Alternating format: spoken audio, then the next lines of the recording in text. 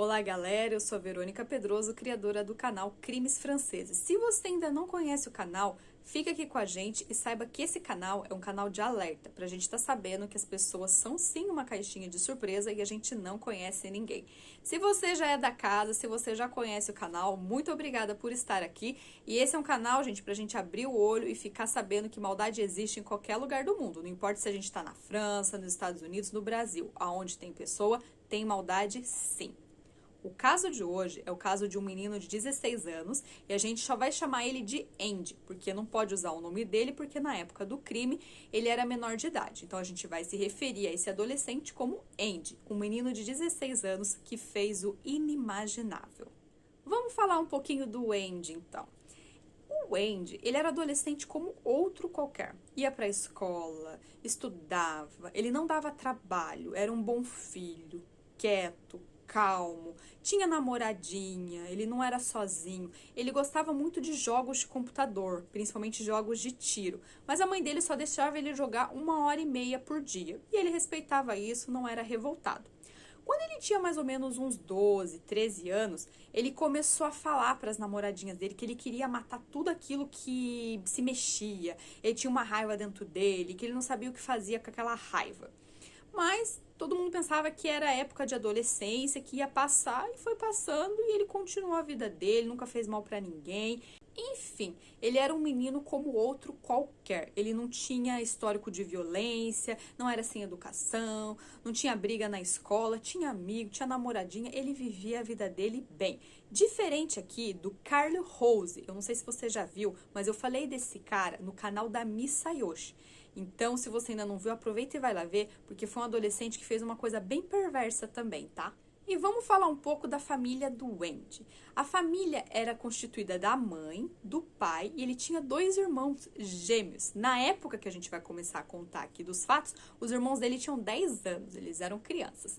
E era uma família bonita de se ver, eles se ajudavam, estavam sempre juntos, gostavam da presença um do outro, viajavam juntos, passeavam juntos, a mãe estava ali presente para os filhos. Para a sociedade ali, era uma família linda, uma família em harmonia, onde tinha muito amor, muito respeito. E era assim que o pessoal e os familiares conheciam a família do Andy. Eu já vou pular aqui direto para o dia do crime, visto que a gente já conhece o Andy, que é um garoto sem problemas, e a família dele, que é cheia de harmonia. Esse crime aconteceu numa ilha que fica aqui no sul da França, uma ilha muito bonita chamada Córcega. Então, nessa ilha, no dia 11 de agosto de 2009, os pais do Andy, eles foram jantar com os vizinhos.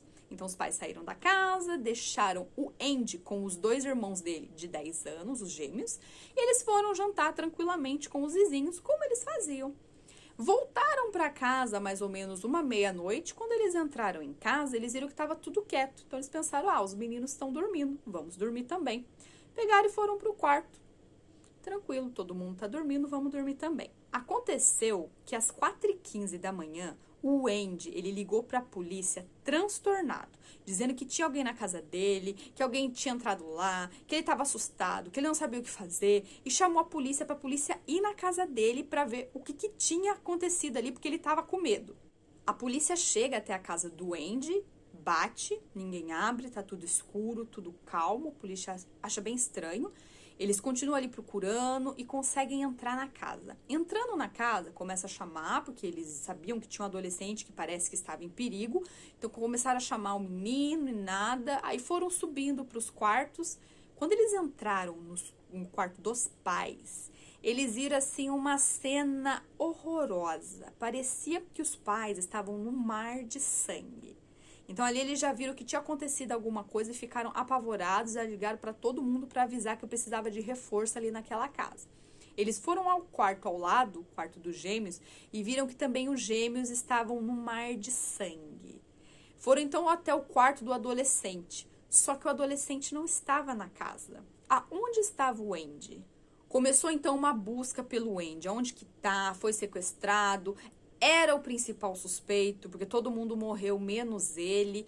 Então, do dia 11 para o dia 12, todo mundo começou a procurar o Andy. Cadê o Andy? Cadê o Andy? E ninguém achava. Uma pessoa que conseguiu falar com ele foi uma amiga, uma ex-namoradinha dele. Ele foi até a casa dessa amiga no dia 12 de agosto de 2009 e ele falou pra essa amiga, olha, eu fiz uma coisa horrível, eu tirei a vida de todo mundo ali da minha família, eu tô muito arrependido, eu não sei o que fazer. Então ele deu ali essa confissão pra essa ex-namorada. A namoradinha ali ouviu tudo aquilo, mas ela ficou na dela, não queria se intrometer, não sabia se era verdade ou não, porque às vezes eles falavam umas coisas assim, era muita asneira, ela não ligou. Ele foi encontrado pelo tio dele à noite, no dia 12, ele estava vagando pela praia, o tio dele viu, começou a conversar com ele e viu que ele estava falando coisa assim desconexa, não estava falando coisa com coisa, estava meio bizarro. E o tio começou a conversar com ele, tentou amansar ele, falou, vamos ali na polícia, vamos conversar, e ele não falava coisa com coisa. Chegando lá na polícia, foi que ele confessou o que ele tinha feito. Ele chegou lá na polícia falando, aconteceu alguma coisa, eu fiz uma coisa horrível, mas não fui eu. Ele falava assim, parecia que era um robô, não era eu, não era eu. Ele explicou para a polícia que quando foi mais ou menos umas 3 horas da manhã, ele se viu, fora do corpo dele, preparando uma mochila, preparando mochila ali. Ele pegou essa mochila e ele saiu. Quando ele saiu do quarto dele e passou pela sala, ele viu o fuzil do pai dele, a arma do pai dele. Aí deu uma vontade muito doida nele de matar todo mundo. Foi tão forte, foi um impulso tão forte que ele teve, ele pegou essa arma, foi até o quarto do pai, parece que o pai levantou, ele atirou 2 vezes no pai dele, atirou na mãe dele. Ele viu que os gêmeos estavam fazendo barulho, porque, né, tava acordando ali. Ele foi até o quarto dos gêmeos e também fez isso. No interrogatório, a polícia perguntou pra ele, por que você virou os corpos? Porque quando a polícia entrou na casa e descobriu a mãe, o pai e os gêmeos mortos, eles perceberam que os corpos estavam virados com a cara no travesseiro. Então, o Andy deveria ter feito isso. E quando a polícia perguntou pra ele por que você fez isso, ele falava que não tinha feito, que não lembrava, e ele sempre falava, eu fui guiado por uma coisa maior, era um robô, eu me sentia fora de mim, eu não lembro nem que eu virei esses corpos, não lembro, não sei explicar por quê. Como o Andy, ele tinha falado ali pra polícia que sim, ele tinha feito um ato horrível, ele tinha sim tirado a vida de 4 pessoas, mas ele não sabia explicar por quê, ele só falava que foi uma força maior, a polícia deixou ele ir pra cadeia para esperar o julgamento, porque realmente ali já teve a confissão, ele seria julgado. Durante esse período que ele estava na cadeia, muitos exames psicológicos foram feitos e os psicólogos viram que ele não tinha doença mental. Conversaram também com a família para saber como é que ele era e falaram, ele não tem doença mental nenhuma, ele vai para a escola, ele é um garoto normal. Não foi encontrado nada. Mas os psicólogos, eles acharam que ele estava com o discernimento alterado na hora do crime. Isso significava que ele não estava sabendo o que ele estava fazendo, se era certo ou errado, se era real ou não. Deu algum tilt, algum boom na cabeça dele que ele ficou com esse discernimento aí alterado. E se isso fosse comprovado na hora do julgamento, ele não ia para prisão, não. Ele ia ficar numa clínica psicológica. A autópsia foi feita nos gêmeos, nos pais, e eles descobriram que os gêmeos, eles tinham no corpo ali do estômago, comida que ainda não estava digerida. Então, talvez os especialistas disseram que ele teria tirado a vida dos irmãos gêmeos antes dos pais voltarem para casa. Mas o Andy não se lembra disso. Mas de acordo com a autópsia, porque a autópsia, né, o corpo fala para os médicos. Ela disse que esses gêmeos, eles morreram, mas bem antes, porque a digestão não tinha sido feita, não. Então, não foi uma coisa que aconteceu às 3 horas da manhã, como o Andy estava falando. Mas o Andy não sabia explicar. Para ele, aconteceu às 3 horas da manhã, e se aconteceu antes, até hoje, ele diz que não aconteceu antes, não. A polícia foi fazer uma reconstituição na casa do Andy, e quando ele entrou na casa, ele começou a chorar muito. Entrou em desespero e pediu para o juiz uma foto da família dele. Ele só dizia que ele estava muito triste, que ele não queria fazer isso e que ele não sabia por que ele tinha feito. Ele falava assim que ele tinha um jardim muito bonito, muito florido e que ele acabou com tudo isso, pisando em cima de todo mundo, alguma coisa assim.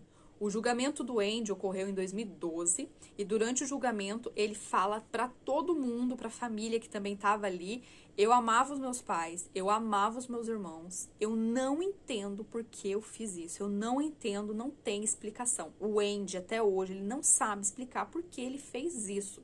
A família do Andy não quer mais saber dele, ninguém mais fala com ele. Ele foi, assim, deserdado da família. Ninguém quer falar com ele, nem do lado do pai, nem do lado da mãe. Ninguém quer saber dele.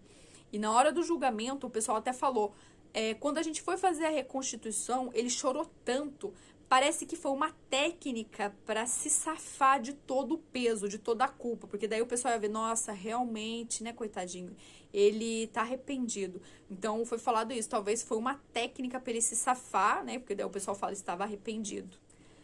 O julgamento terminou e o veredito veio. O Andy estava, sim, com o discernimento alterado na hora em que o crime ocorreu. Ele não sabia se era real ou não. Ele não sabia se era certo ou se era errado. Ele fez o que fez, foi mais forte do que ele. E ele, então, como estava com esse discernimento alterado, foi poupado da cadeia. Porque naquele momento o psicológico dele estava abalado. Ele não estava numa situação normal. Atualmente, o Andy se encontra numa clínica psiquiátrica, numa clínica para doentes bem assim difíceis, tem um medicamento bem forte e ele está seguindo a vida dele. Nessa clínica ele faz alguns estudos, está fazendo faculdade à distância, ele está se tratando para talvez um dia, se ele realmente fizer esse tratamento e os psicólogos veem que está melhorando, ele sair dessa clínica e viver bem em sociedade como se nada tivesse acontecido. O Andy, ele tirou a vida aí de 4 pessoas. Até hoje, ele não pediu, assim, desculpas para a família. Ele só disse, eu fiz sim, eu não sei por que eu fiz, porque eu amava minha mãe, amava meus irmãos. E é isso, gente. Esse é o caso de hoje. Um adolescente de 16 anos que tirou a vida dos pais e dos irmãos. E ele não sabe explicar por quê. Na cabeça dele, ele estava fora de si e fez o que fez e diz que não lembra de nada. Ele era espectador ali, ele estava observando e não era ele o dono do corpo dele na hora que o crime ocorreu. Vocês acham que ele usou isso para se safar da prisão ou pode sim dar um problema, um boom na cabeça da pessoa e a pessoa ter esse discernimento alterado? O que vocês acham? A justiça foi feita nesse caso ou não? Foi uma justiça injusta? Eu agradeço vocês que assistiram o vídeo até aqui, gente, e até o próximo caso.